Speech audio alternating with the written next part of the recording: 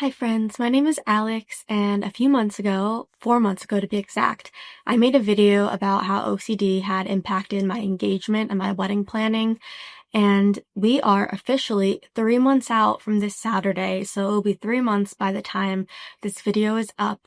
And something I started writing my vows a couple days ago, and I was just like really thinking about my fiance and I's relationship and kind of how like OCD used to pop up, and writing my vows really reminded me of like a lot of those old behaviors. And there was one thing I wrote that really brought me back to the first year of our relationship when OCD really took hold of it, and I want to read it to you. My vows will probably be changed a little bit by the time I actually get married, and I'm gonna have my fiance not watch this, so he doesn't know part of what I said. I have my notes, my vows of what I wrote, so I am going to read you the part that made me laugh. So I was talking about how our relationship has not always been easy and how anxiety often took a huge part of it and started a lot of issues. And so this is something I wrote that just made me laugh a little bit. But you stood by me through every spiral, every overthought text, and every "are you sure you still want to be with me" moment. And that made me laugh because that was a reoccurring theme the first year of our relationship. Every time OCD would pop up, whether it was because I thought, I had a bad thought about a different guy and I had to tell him. A big thing was the confessing, any kind of thought I had or any interaction I had with another man. I would tell him, and it would always happen over text message, which was another big part about OCD, is that I always had a hard time talking about it in person. It would always be over text message. And so I would always say to him after I confessed, I'd be like, "Are you sure you still want to be with me?" Or, "Are you sure you still love me?" And I'm laughing now because it's like so clearly that was OCD, but at the time that was like such a deal-breaking question for me, and something that after every OCD spiral, it always came up. And of course, he would always say yes, like, "I still want to be with you." But writing my vows, it just really reminded me of how much OCD used to really take hold of our relationship. And I actually had this thought this morning that I am so beyond grateful for exposure therapy and how it literally saved my relationship. And now, I did exposure therapy in 2021. I was at the worst point in my OCD. My relationship was about to end. There was no hope. I really thought this was the end. Like, I am going to lose the love of my life, the person I want to spend my life with. I am going to lose him to OCD. And that is, when I hit the breaking point, I was like, I need to get my life together. I need to stop with the OCD. I need to stop with the constant reassurance seeking, the constant overthinking, the constant confessing. I need to stop because I'm not realizing that it's draining him. And it's not just even affecting me. It's affecting him. It's affecting the people around me. It's affecting his mental health. And so that's when I decided that I needed to take it a step further and start treatment for OCD, real treatment, not just talk therapy, because I didn't get it at the time. I thought that I was healing. I thought that I was recovered because other forms of OCD weren't existent anymore. But it was just OCD in a different way, and I wasn't ready to accept it because I was scared. I didn't know what exposure therapy meant. The first time I sat in that session, I was beyond terrified, thinking I have to stop confessing. I have to stop all these safety behaviors. Like, how am I going to be okay? How am I going to do life without doing those things? And so that's when I started exposure therapy. And I've talked about this in other videos, how I would do all kinds of different exposures, and the big thing was stopping me from reassurance seeking and stopping me from confessing.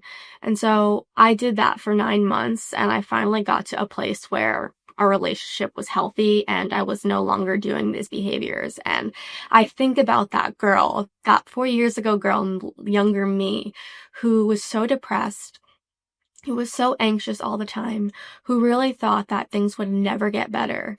And I'm looking back on it now as I'm 3 months out from my wedding and I'm writing my vows, and we're really, really down to the last 3 months. And it has been getting me so emotional thinking that I made it here.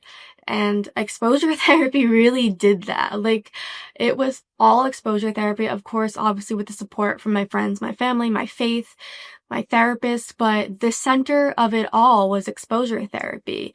And I remember hearing like exposure therapy works, but I was like, what if it doesn't work for me? Like, what if this is really it? What if I will be by myself for the rest of my life because I can't be with someone and be normal?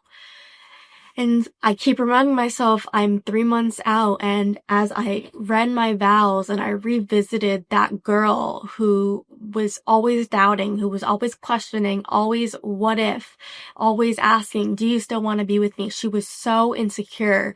And I don't mean that like in a bad way, like I just mean like I was not secure in our relationship because I let OCD have the final say. I let OCD make me question everything and overthink everything. And I look at the person I am now, 4 years later, and I'm like, oh my gosh, like, this is my life. Like, I'm getting married in 3 months, and I'm the happiest I've ever been. My life is so beautiful. It's so fulfilling. Obviously, there's hard parts. Obviously, there's days where I really struggle. But I can't tell you the last time I confessed or the last time I was in such a deep spiral, because exposure therapy works. It's like magic. Like, it really does work, and I can't like say that enough. And I was having a conversation with my dad about my vows, and he's like, are you sure you want to like share all that personal information about how anxiety was such a big part of your life? Like, and he didn't mean it in like a mean way. He's like, what if people view you as like broken? And like, you don't want them to have that view of you. Like, you don't want to share all that personal information.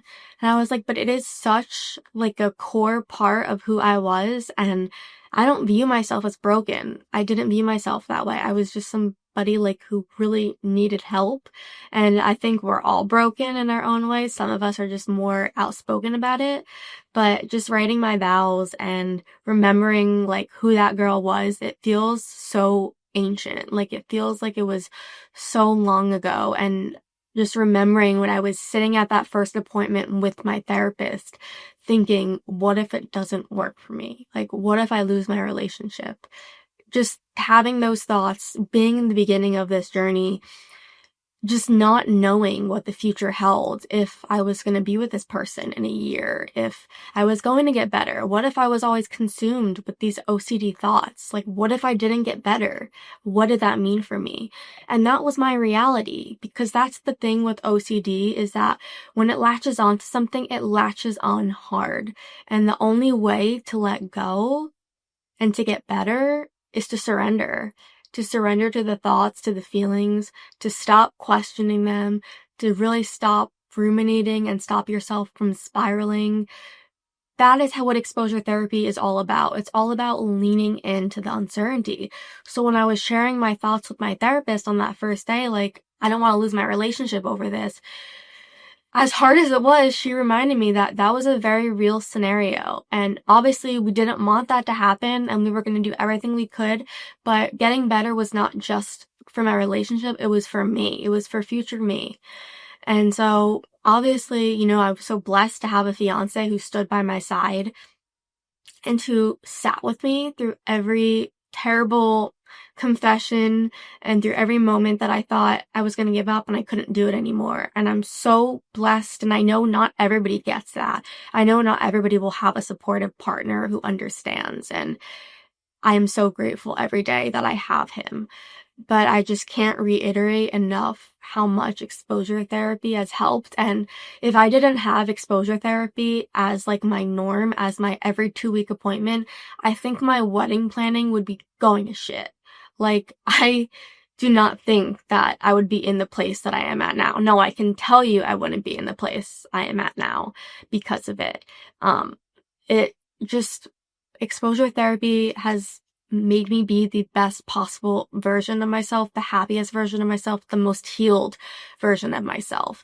I use ERP every single day in my life. It's not just for my OCD. I know it sounds cliche, but it's a lifestyle now. Everything I do in my life, I always can come back to the foundation of ERP. and help myself cope with really tough feelings. And I don't mean cope as like I'm trying to get rid of them, but it really just helps me reevaluate and put a new perspective on something. Because one of the best things about exposure therapy is that it teaches you to sit with uncomfortable feelings and how to be okay with not knowing, because life is filled with uncertainty and we cannot know everything and we don't know how things are going to work out. I didn't know 4 years ago if I would be in this relationship today, if I would make it to the other side. And here I am in 3 months getting married. And so I was reminded of this, like I said, as I was reading and writing my vows, and I know that when I read that, I'm gonna giggle because it just seems so funny to me now. And I think it's just a huge testament of what ERP can do that I'm laughing about it now. Because if I didn't ask that question years ago, I think that I would actually like explode from anxiety and have a breakdown. So I share this because I just want people to know that exposure therapy works, and that I was thinking like, how is OCD showing up in my wedding planning? And it's not. Like, it has its moments, but overall, like, it's going really well. And so when I was thinking about what am I going to talk about in this video of how OCD is affecting my wedding planning, because I don't have a lot to share about it because it's not. So I just thought that I would share that story of how I was writing my vows, and that funny little moment came up and reminded me of my past and who I was 4 years ago and how I got to this point. I just thought it was something that I could share and help remind people that they're not alone and that there is hope and things will get better and exposure therapy works. So if this sounds like you, if you're somebody who is confessing or constantly asking for reassurance, there is hope. You can go to NOCD.com and they will set you up with somebody who is trained in exposure therapy who will help you with your journey. These people know exactly what they're doing. They're the best. So I would not hesitate. So I would reach out, I would go online, I would call that number if you're struggling, and they will help connect you with someone. If you want to follow me for more of my OCD journey, you can follow me on Instagram at RecoverOCD. Make sure to follow NoCD on Instagram. Thank you for watching. I hope this video could just inspire somebody and remind them that things can get better and that there is hope, and that you can live a life full of freedom. Thanks for watching.